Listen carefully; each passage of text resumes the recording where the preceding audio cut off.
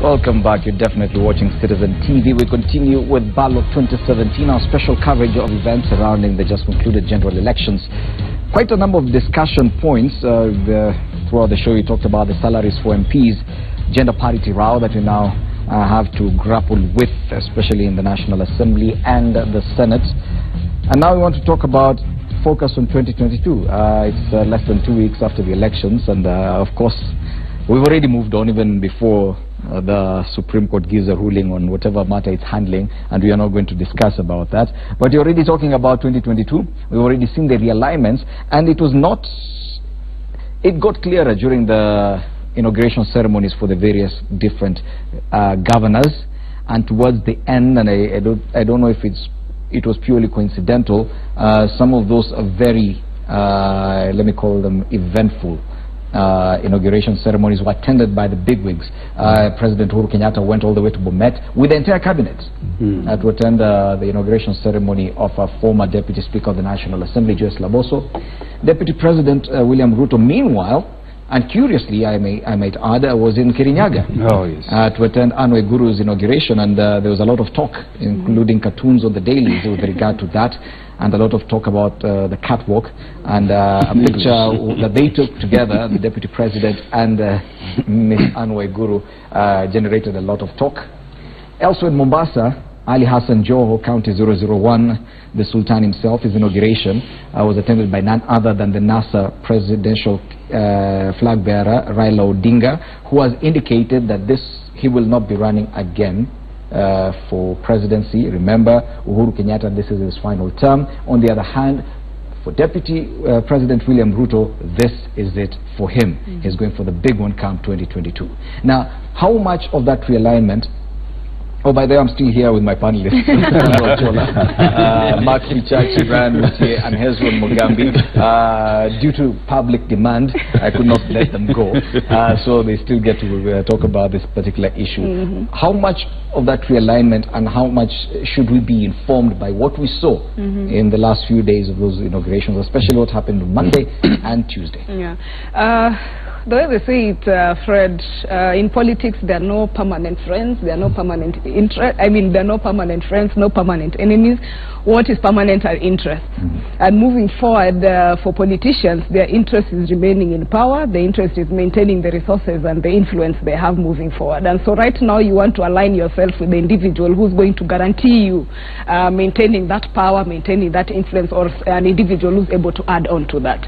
So already we are seeing this kind of realignment based on that, and it is highly expected, because some of the conversations we are having is that what we normally see within our political structures is even that political parties do not last. Even the names change after a while based on pursuit. It's always a new vehicle. Yes, it's not always a new vehicle based on pursuing those political interests. But one thing I'm happy about is that moving forward there's going to be a change. Already some people are presupposing that we might not have an Odinga face, name and face in the ballot paper. It might take a while again for us to see a Kenyatta face and name on the ballot paper. And so for me it's an opportunity for people moving forward to try and change certain cultures and the ways of doing things. I had a conversation with a friend a couple of days ago where he was complaining, this bitterness after the election period, and they're saying this country is so unfair, and it was going to take a while before Pokomo or an Ogiek or any of these marginalized communities find their way up to the leadership. And my advice was, it's politics. Nothing is going to be offered to you on a silver platter. So in this space where people are strategizing, you also need to have to be able to strategize and align yourself early enough.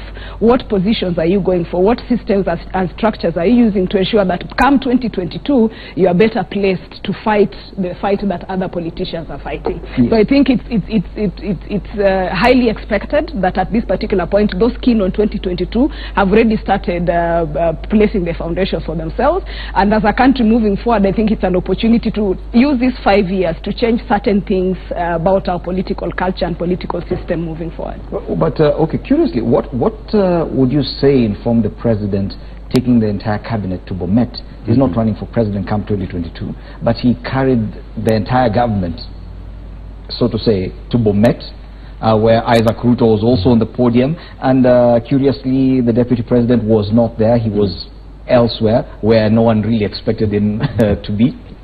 I think one of the things that the president and his team have tried to do in this particular round of inauguration talks is, let's remember that Bomet was one of the counties that gave him the most grief in his first term, in terms of the then governor Isaac Ruto pushing the government and pushing the agenda for more money towards devolution. And by him taking his entire cabinet there, I think the message that he was passing, that he as a president and his government is committed to supporting devolution, and even the gesture that he gave out to Isaac Ruto is a statement, I think, in his mind to tell Kenyans that, listen, I am committed to this devolution thing. And it's quite a significant shift from 2013, where there almost seemed to be animosity between national government and the devolved functions of governors. That is one of the things that I imagine was being said. On the NASA side, I think it was just also to stand with the Sultan, Joho, because Joho is one of those people, by the way, who falls into this category, that in the next 5 years he will not be able to run for governor again. Now the reality of the matter is, every re-elected governor is thinking, is this the end of my career, or is this the beginning of me being able to run maybe for national office? And therefore, what happens then, that statement for me for the Times is, where the dead body is, there the vultures will gather. And that is from the Bible, by the way. So from Matthew chapter 24, where it says, where the dead body is, the vultures will gather. Now, the reality of the matter is, in 5 years, the political landscape in Kenya will be scattered with dead bodies. It will be a governors who can't run again. It will be a president who can't run again. It is possibly a Raila Odinga who can't run again. And therefore, the next 5 years, what you're going to see is alignments and realignments of people who are looking for an opportunity to devour the electorate, the constituency that these people used to hold, for their own advantage. That is the politics for the next 5 years. When we talk about Raila Odinga and the fact that he's not running again, yet he chose to go to Mombasa. That is just one of the deputy party leaders. Oparanya is also a deputy party leader. Josphat Nanok is, they both got re-elected. He did not attend those. He decided to go all the way to Mombasa, not because it was closer, he just decided to go there. What does that say? Of course, and we all appreciate that the Sultan has actually stamped an authority on the political space in Kenya, and he has actually been viewed as the enemy of the state.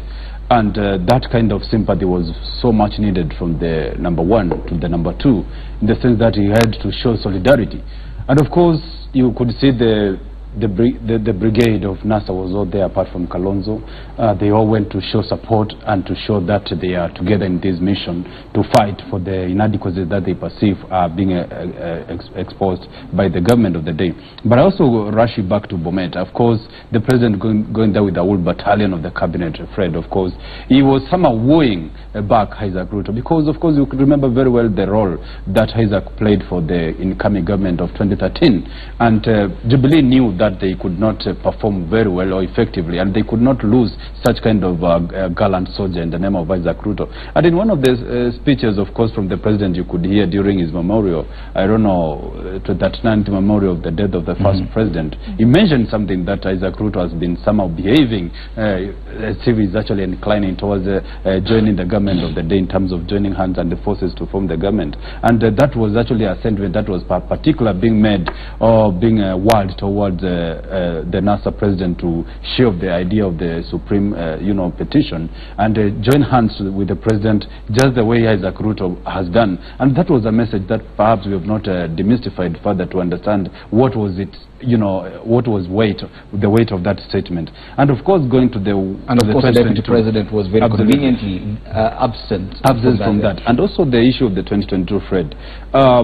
We are seeing the end of dynasties. Of course, the Kenyatta era coming to end, and also the Railism philosophy also coming to end. And maybe in the long run, perhaps we might see it, being reborn. But as of now, in the next couple of years, we are not likely to see a Kenyatta, vying for the presidency. So that leaves the room for this new re-elected governors. Fred Mutua, of course, being a very key pillar when it comes to shaping the political scene of 2022. Ali Hassan Joho, of course, as much as you can't compare him with Mutua because of the small constituent that he commands. We are likely to see Governor Ruto courting Kalonzo Musyoka to form the government of 2022, or if Kalonzo is not behaving in that kind of way, he is likely now, Deputy Ruto is likely to find favor in Governor Mutua actually for that matter. Yes, Mugambi, how do you see this playing out? Just from what we've seen this week, I don't want us to go deep into other analysis. Just what we've seen this week, Kalonzo Musyoka was not even there in Mombasa. He attended Charity Ngilu's yes, and the Makueni Kivuda Kibwana. Yes, and I think maybe Taita Taveta, where the other Wiper candidate won governor. But he appears quite subdued in as far as the eye on 2022 is concerned. But looking at where these other big principles were, what do you deduce from that? Just to start with Kalonzo Musyoka, I think we are judging him so harshly, I think, because looking at his political calculations for the last 10 years, you will see that he's a man who comes into the fold really much later. He doesn't start with, other politicians in terms of calculating his political journey. And so I think he's just sat back. He's remained in his background, in the Ukambani background, and of course attending the inauguration of the 3 governors, aligned to Wiper, and trying to study and understand how he will be relevant in the days to come. But obviously, the governors who have had a re-election, more than 15, throughout the country, will shape a lot of what is going to happen in the country politically. For example, look at Ali Hassan Joho.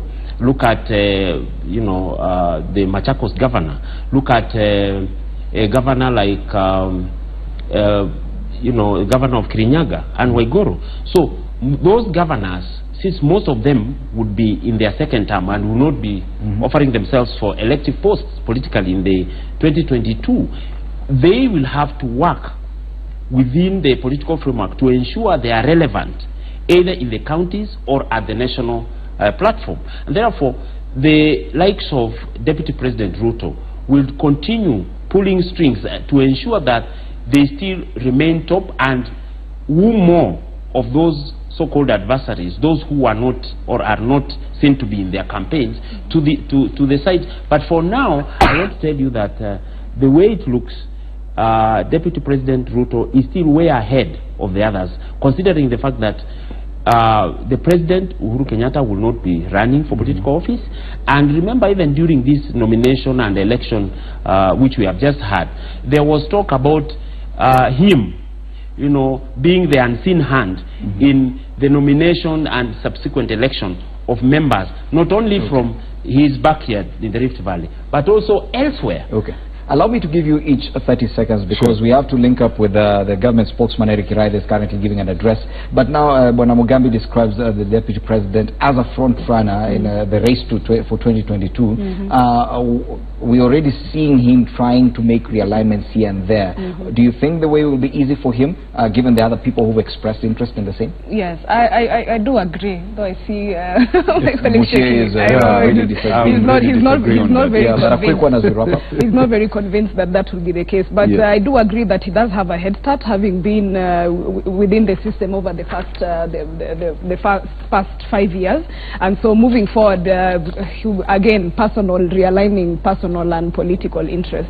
But for me, I think there's another big elephant in the room that perhaps we are not prepared to talk about so openly as a community, will be the tribal realignment as well, because you already see conversations as to whether this thing is going to be a Kalenjin affair moving forward or a Kalenjin Kikuyu affair moving forward. We are going to see a totally different community at the helm, because that politics of tribe is also very, very key moving forward. And so for me, we have an opportunity to either change that within these 5 years or to maintain the status quo. Mark? There are two things. Number one, of course, the deputy president will be among the most visible politicians for the next 5 years, and that every time he appears on TV will be a campaign for him. However, at the same time, I've had over the last few days time to think about, for example, the person of Kalonzo Musyoka, the person of Musalia Mudavadi. They have the unique opportunity of rebranding themselves post Raila Odinga, if Raila Odinga does decide to no longer run. Now, that creation, the creation of these particular political entities post this ruling and process, then will also determine how 2013 comes to play. And then also, let's 2022. Look at people like Joe. Look at people who have national appeal and have gubernatorial positions. How they're going to play out the next 5 years is going to be very critical. And to agree and disagree with Sandra, is you might find that the political alignments might not work out because they didn't quite work out as well for NASA this time around. And you might find out it might be more about policies and the person who's able to carry the imagination of the people as an alternative leader. Yeah, thank you, Fred. I think I would want just to compare the two, formations, NASA and the Jubilee, in terms of their ability to craft a team which perhaps would give them a competitive edge, politically speaking. While NASA seems to, if they remain the way they are, they will not have much problem in terms of coming with a winning team or with a team perhaps which they will front for 2022, because the Kalonzo Mudavadi ticket perhaps is a ticket which perhaps can give Jubilee a run for their money. Now the dilemma is for Deputy Ruto. As much as we are saying that he has an edge competitively speaking, we are likely to see him actually being pressed between hard and rock in terms of his choice of a running mate. Is he likely to face Ukambani, or is he likely to face Luo Nyanza? Now the problem with the Luo Nyanza is that we have not seen a sort of situation where the Bwana Raila has actually mentored somebody to a situation where he can actually take the mantle and run with it. When Raila is not in the picture, we are likely to see a vacuum in Luo Nyanza as far as leaders are concerned. While I'm not saying that they have no leaders who can actually take the mantle, because we have the Orengos, we have the Nyongos, but again, do we have that kind of person who perhaps can run with the battle and replace or fit in those shoes of Raila after he exits? That's one dilemma, because if Ruto, of course, decides to look in Luo Nyanza and get somebody in terms of trying to pose a conciliatory sort of approach, politically speaking, it will be somehow blurred in terms of his vision to see that person. But Ukambani offers that kind of, hope in Mutua, because he's actually exiting from the gubernatorial seat and now looking forward to actually play with the bigger boys in that league. Okay. Thank you, Bwana Mugambi. I still propose that the deputy president is the man to beat. One, incumbency. He may not be the president, but in terms of power and all those, he still has. He's the one approaching, almost like an incumbent. And he's been there. And if the second term of most presidents and leaders in the world is always an exit way of looking at it, and the one who is there, like our constitution demands, is the one who naturally will play like the one who is leading. So we still have to look at it in the sense in which he is there, and how he works out and marshals his other supporters outside the rift, and perhaps how he works with the Central Kenya region to ensure that his tentacles are spread well across the country is something we should watch. And again, I think we are also forgetting that the other player in this politics who is going to shape what is going to happen in 2022 is what happens to Western Kenya. And I'm looking at the way Musalia Mudavadi is going to look at it and play his games. If he plays it very well, he's going to come up. Remember, he was using, in my own view, he was using the 2017 elections as a way of sanitizing, as a way of bringing his status up to a national level, and he has actually done that. So the way he plays out, the way he works his networks with the other players, and especially the deputy president, is something we look up to forward and see how it works out. Thank you so much, Hezron Mugambi, Brian Mutie, Mark Bichachi, and Sandra Ochola for that particular session, for your very well-considered opinions. We're just looking at the eye on 2022. This is a discussion that will definitely continue, of course, as realignments keep forming and changing. And, of course, I'm sure we will definitely have more opportunity to discuss this.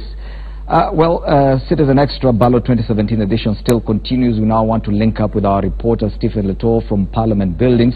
Remember, the names of the elected members of Parliament have been gazetted, awaiting their very first sitting, which now is set for next Thursday.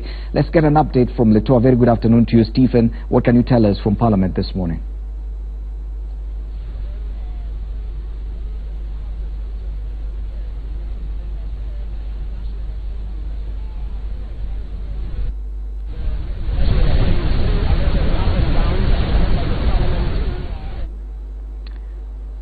We do apologize for that lack of sound. We'll be linking up with Stephen Letor in a short while. But for now, let's head out to the KICC, where we do understand the government spokesman Eric Kiraithe is currently addressing the media. Let's listen in. Hawakuwaunga mkono kisiasa wataadhibiwa. Hilo ni jambo la kusikitisha, na hasa kufutwa kazi kwa wale wafanyakazi waliokuwa wameajiliwa na serikali za kaunti zilizopita. Tungetaka kueleza kwamba sheria za Kenya zimemlinda muajiliwa, na muajiliwa hana wajibu wowote kumuunga mkono gavana kisiasa. Ako na wajibu wa kutekeleza kazi yake kulingana na kanuni zilizowekwa, kulingana na zile targets ambazo amepewa na serikali ya county, na anaweza kufutwa tu kwa mujibu wa sheria. Sheria pia imewalinda wafanyakazi wote kufutwa hata katika kampuni binafsi kwa msingi wa mawazo yao ya kisiasa, kwa msingi wa vyama vyao, na kwa hivyo hakuna mfanyakazi ambaye anatarajiwa kuwa anakuunga mkono kwa siasa. Matarajio ni kwamba atafanya kazi aliyoajiriwa kufanya kwa nidhamu, akifuata constitution, akifuata employment act, na akifuata zile project ambazo zimepitishwa na county government. Kwa upande mwingine, sheria imeonyesha jinsi uajiri utakavyoendelea, na kwa minajili hasa ya kutekeleza manifesto za governor ambazo zinaweza kutofautiana na yule governor ambaye amemshinda. Governor amepewa uwezo wa kutosha kisheria kuajiri wale mawaziri wa county na pia wale wafanyakazi ambao ni directly answerable to him. Lakini hilo alimaanishi kwamba kuna mtu ambaye atatimuliwa kwa ofisi kwa njia ya kudhalilishwa, kwa njia ya kuaibishwa, ama kwa njia ambayo haifuati misingi ya kanuni za sheria. Kwa hivyo serikali kuu inawahimiza magavana ambao wametoa matamshi kama hayo, ambayo inagawanya wafuasi watu wa kaunti zao, wafanye haraka, waungane na wananchi wote, waanze kujenga kaunti bila kumuumiza mtu yeyote, bila ubaguzi, na bila kuonyesha kana kwamba zile dhana tulikuwa nazo nyanjani tukifanya kampeni tumezibeba na kupeleka kwa maofisi. Otherwise, serikali ingetaka kusisitiza kwamba inawaunga mkono magavana wote ambao wanafanya marekebisho katika kaunti zao, kuhakikisha kwamba pesa zinazopatikana ama revenue inayopatikana kwa county inatumika kwa njia ambayo inafadhili miradi itakayoendeleza wananchi kwa njia mrefu ama kwa muda mrefu, miradi ambayo inatoa huduma, hasa ikikumbukwa ya kwamba kama nchi mapato yetu ni madogo bado. Kwa hayo ningetaka kusema kwamba ikiwa kuna mtu yeyote ambaye ako na swali, tutajibu swala moja mbili, alafu tuendelee kujenga nchi. Naam.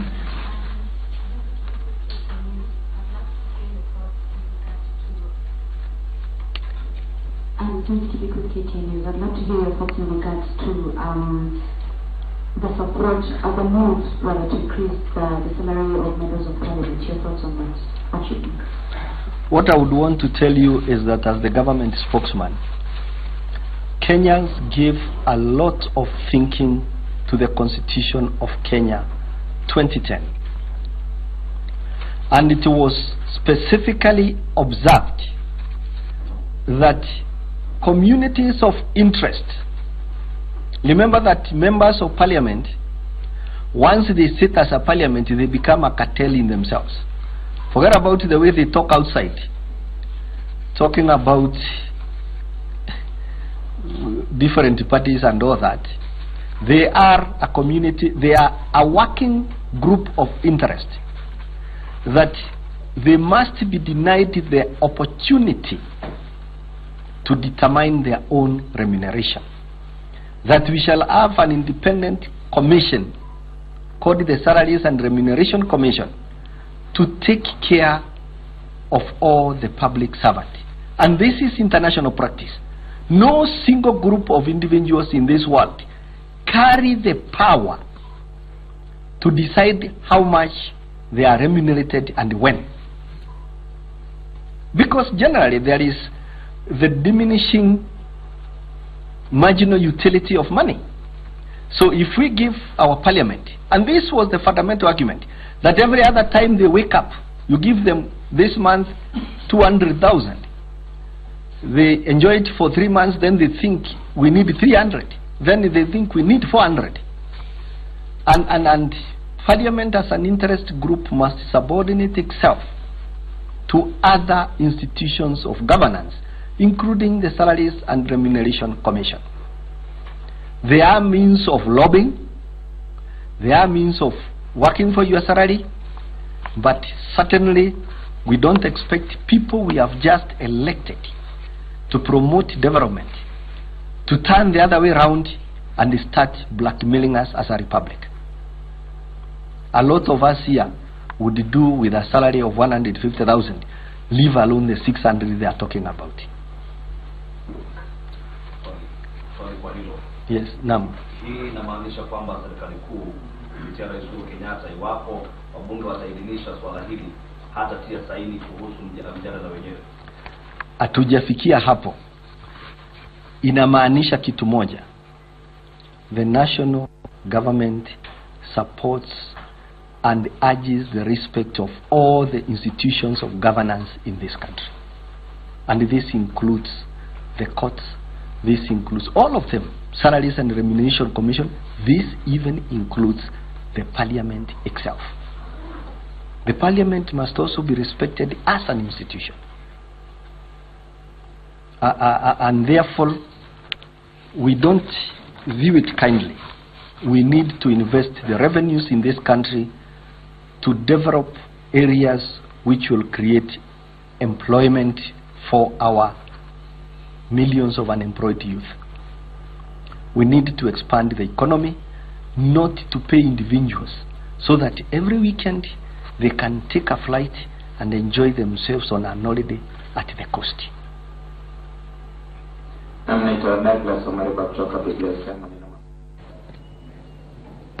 Yes, government spokesperson Eric Iraithe there giving a briefing on quite a number of issues with regard to the nation. Now, before we wrap up this edition of Citizen Extra Ballot 2017 edition, Brian Okoth is in studio with the latest